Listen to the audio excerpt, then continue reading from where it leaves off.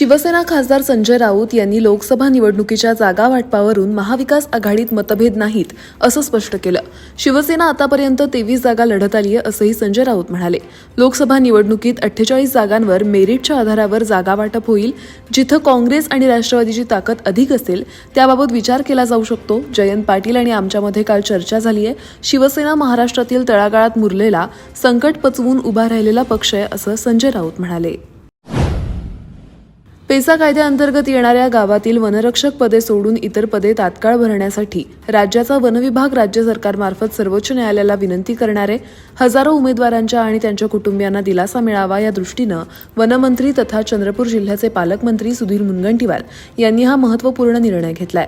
महाराष्ट्र राज्य वनविकास महामंडळाच्या संचालक मंडळाच्या बैठकीनंतर मुनगंटीवार यांनी वनबल प्रमुख शैलेश टेंभुर्णीकर यांच्याशी चर्चा करून भरती प्रक्रियेचा आढावा घेतला. विद्यार्थ्यांच्या हितासाठी राज्य सरकार, वन विभाग आणि मी स्वतः संवेदनशील असून त्यांना दिलासा मिळावा असा आमचा उद्देश आहे.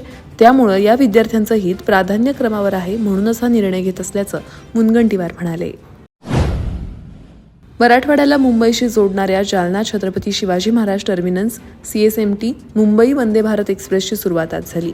केंद्रीय मंत्री रावसाहेब दानवे आणि उपमुख्यमंत्री देवेंद्र फडणवीस यांनी या एक्सप्रेसचा शुभारंभ केला.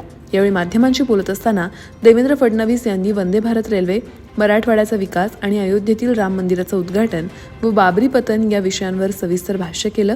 बाबरी मशीद पाडल्यानंतर बाळासाहेबांनी एक वाक्य बोलल्यामुळं तेव्हा घरी बसणारे लोक आज बाबरी पाडण्याचे श्रेय घेण्याचा प्रयत्न करत असले तरी शिवसेनेचे कुणीही नेते त्या ठिकाणी उपस्थित नव्हते असं फडणवीस यांनी स्पष्ट केलं.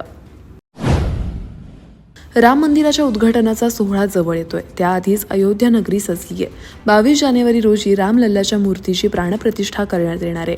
उद्घाटन सोहळ्यासाठी अनेकांना आमंत्रणं पाठवली जात आहेत, मात्र उद्धव ठाकरे यांना आमंत्रण देण्यात आलेलं नाहीये. यावरून ठाकरेंनी प्रतिक्रिया दिली आहे. आज घेतलेल्या पत्रकार परिषदेत ते बोलत होते. मला अद्याप कोणतंही आमंत्रण आलेलं नाही. मला तिथे येण्यासाठी आमंत्रणाची गरज नाही, कारण रामलल्ला सर्वांचा आहे. माझी एक विनंती आहे की राम मंदिराचा उद्घाटन सोहळा राजकीय इव्हेंट होऊ नये. रामलल्ला एका पक्षाची खासगी मालमत्ता नाही.